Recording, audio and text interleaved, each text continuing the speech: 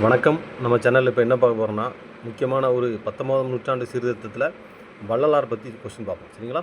சமதர்ம வேத சன்மார்க்க சங்கம் தோற்றுவிக்கப்பட்ட ஆண்டுன்னு கேட்டால் 1856 சமதர்ம வேத சன்மார்க்க சங்கம் தோற்றுவிக்கப்பட்டது. தோற்றுவித்தது யாருன்னு கேட்டால் வள்ளலார். சரிங்களா? அல்லது ராமலிங்க அடிகளார், ரெண்டும் ஒரே பேர் தான். சமதர்ம சுத்த சன்மார்க்க சங்கம் தோற்றுவிக்கப்பட்ட ஆண்டு கேட்டால் 1865. அதாவது சமதர்ம வேத சன்மார்க்க சங்கம் தான் சமதர்ம சுத்த சன்மார்க்க சங்கமாக 1865 மாற்றிருக்காங்க.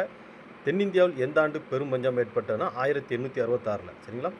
ஏற்பட்ட கடும் பஞ்சத்தை கணக்கில் கொண்டு ஜாதி எல்லைகளை தாண்டி அனைத்து மக்களுக்கான இலவச உணவத்தை வடலூர் நிறுவி யாருன்னு கேட்டால் வள்ளலார். சரிங்களா? வள்ளலார் ராமலிங்கனார் ரெண்டும் ஒரே பேர் தான்.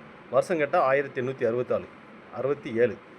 கடவுள் ஒருவரே, அவர் ஜோதி வடிவமாக உள்ளார் அப்படின்னு சொன்னது யாருன்னு கேட்டால் ராமலிங்க அடிகளார் அல்ல வள்ளலார்.